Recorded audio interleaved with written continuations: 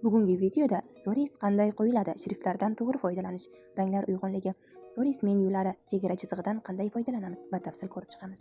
Dastavval Instagramning Stories bo'limiga kirib, galeriyadan o'zimizga kerakli bo'lgan fonni tanlaymiz. Fon tanlaganda quyidagi jihatlarga ahamiyat bering. Siz tanlagan fon xilma-xil ranglar va juda ko'p elementlardan foydalanilmagan minimalistik rasm bo'lishiga ahamiyat bering. Sifatli rasmlarni esa Pinterest ilovasidan yuklab olishingiz mumkin. Bu haqida yuqorida batafsil videosi mavjud. Endi esa menyular bilan tanishib chiqamiz. Yuqoridagi A belgisini ustiga bosib, tekst bo'limiga kiramiz.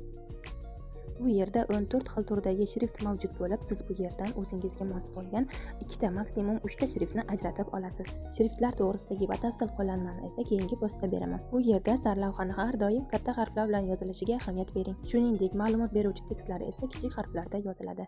Pastki menyuning ikkinchisida ranglar bo'limi mavjud bo'lib, siz bu yerdan tekstingizga mos bo'lgan rangni tanlaysiz. Agarda ranglar ichidan fonga mos ranglarni topa olmasangiz, quyidagi usulni qo'llab ko'ring. Dastlab chap tarafdagi pipetka ustiga bosing. Endi fondagi to'q rangli elementlar ustiga olib borib, o'zingizga mos bo'lgan rangni tanlang. Siz bu yerda ranglar uyg'unligiga alohida ahamiyat berishingiz va ikkita, maksimum 3 ta rangdan foydalanishingiz lozim. Tekstni esa ikki qo'lingiz bilan surib kattalashtirishingiz yoki bo'lmasam kichiklashtirishingiz mumkin. Sariq chiziqli lineyka bilan yozuvning egri yoki qiyshiqligini o'zi ko'rsatib turadi. Yuqoridagi ikkinchi menyu emoji rasmli bo'limga kirib batafsil menyularini ko'rib chiqishingiz mumkin. Keyingi darslarda batafsil tushuntirib beraman. Endi esa chegara chizig'i nima, qanday foydalanamiz, nima uchun kerak batafsil ko'rib chiqamiz. Men bu sxemani galereyada saqlab olganman, sizga ham tashlab beraman. Hozir esa yuqoridagi ikkinchi menyuga kiramiz. Foto bo'limidan galereyadagi sxemamizni yuklab olamiz. Endi esa bundan qanday foydalanishni ko'rib chiqamiz. Sxemani xuddi ko'rsatganimdek rasmga joylashtiramiz. Siz esa ahamiyat bering va eslab qoling. Tekst yozayotganimizda ahamiyat bering, ko'rsatilgan belgilangan chiziqlardan matnimiz chiqib ketmasligi kerak. Aks holda tekstlarimiz ko'rinmay qolishi yoki to'silib qolishi mumkin. Bu esa ko'pchilik ahamiyat bermaydigan xatolardan biri. Endi esa asosiy matn uchun mos bo'lgan shrift va ranglarni tanlaymiz.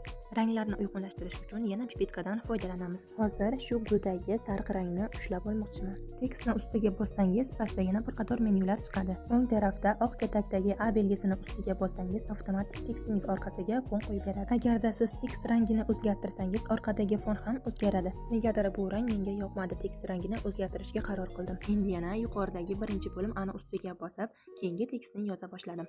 Yana tekst ustiga bosib, pipetkadan rang tanlaymiz. Keyingi tekstning rangini esa gulning sariq rangidan oldim. Hozir palzuni qo'ymoqchiman. Buning uchun yuqoridagi menyudan ikkinchisiga kirib, bu yerdan palzunok bo'limini tanlaymiz. Ichiga kirib suruq qoldirsangiz bo'ladi. Palzunokni ikki yonidan surib, kichraytirgan holda fonga joylashtiramiz.